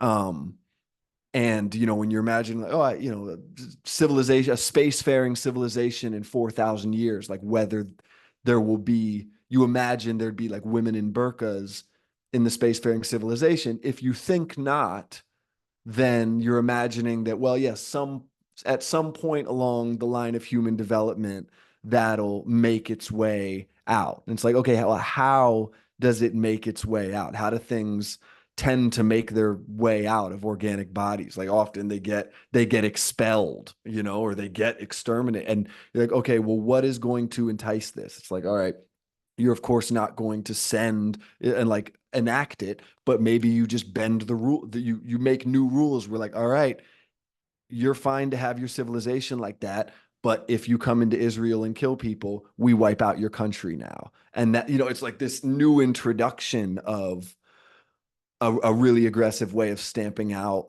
a problem. And I can't stomach it. I mean, the moment I ever look at videos from it online, one, I mean, I remember opening up whatever the app is called, like Telegram or something, where you could, you know, see cell phone videos on the ground when things first started happening. Like one of the first images was an injured baby screaming, and immediately like any thoughts I had about a flawed ideology or like ways that I almost find myself like conceptually justifying large scale violence, they just get shocked out of the system. And now like all that exists is this terrible suffering in front of you. Um, and that feels more true, you know, the feeling of like bleeding, screaming baby problem feels more true than you know the weird things I was just saying, qualifying ideologies as, you know, infections in an organism. Um, yeah, I don't know the question here other than that like that fight. I can feel it. It going on in a lot of people, and it's definitely going on in me. Um, and it leads to ideas that sound silly in like a political conversation. Like if I'm around people that are giving both sides of the Israel-Palestine equation, um, and talking about all the things the Palestinians have gone through and and the other people, but what, and it just feels like a hate fire on some level. It's hard to not just go to that, like, well, what we need is Jesus, you know, like what we need is just like open your heart to the person next to you, and that love of like tending to your own garden and being a good person, like trust that it will like gradually heal us. Because when you go to a rational place of like, well, okay, yeah, that's all well and fine, but like rationally, how do we solve this problem? It's so easy to go to really terrifying places. You know, if you're not a pacifist, you know, like humans will go to the final fucking solution, you know, like because when and so, you know, it's not easy to grok honestly, you know. Um, yeah. Yeah, it's a situation that um, at this point, my response to it is just increasingly to feel pain, and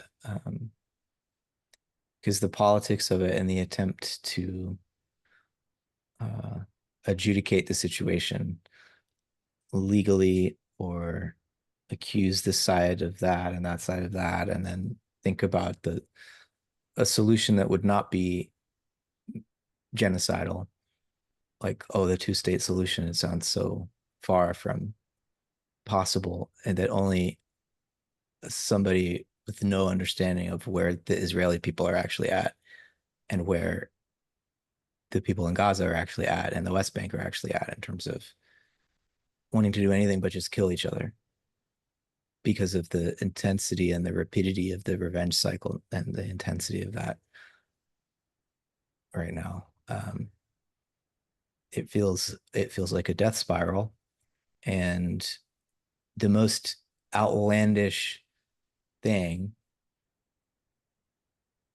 which that seems so impossible, would be like what this a kind of religious conversion. Like the only through line I can see that isn't a repeat of the 20th century is mass conversion. I know, man. That's the and it just and it doesn't you know, I don't And know. that I don't know. yeah, and even that would only create a temporary opening, because immediately then you have the very difficult logistical material challenge of housing millions of people, 1.5 million people or whatever it is, who don't have anywhere to live anymore. It's all been leveled. They don't have food. They don't have a way to grow their own food now. I mean, it's like, even if you have the emotional heart opening transformation that allows for peace talks to begin, where there's enough trust in the other side that we can actually resolve this, then resolving it becomes, it's just like a very short road right back to the conflict, because where the we're talking about territory, we're talking about the longevity of different races of people who don't see themselves in one another, and the trauma that the Israeli people are bringing from the 20th century, and the trauma that the Palestinian people have from, back to 1948. Um, and even though this goes back thousands of years, and the Bible tells the stories of the wars among the different tribes of who have claimed this place as their homeland. Um, so it's the stickiest situation on the planet right now, and part of me wouldn't be surprised if a new kind of revelation will occur or is occurring, and we don't notice it quite yet, but that there will be another kind of seeding, because this type Hmm. of extremity of human suffering, it's not unlike the Roman occupation of ancient Israel that gave rise to a Jesus. Wow. And so, um, I don't have any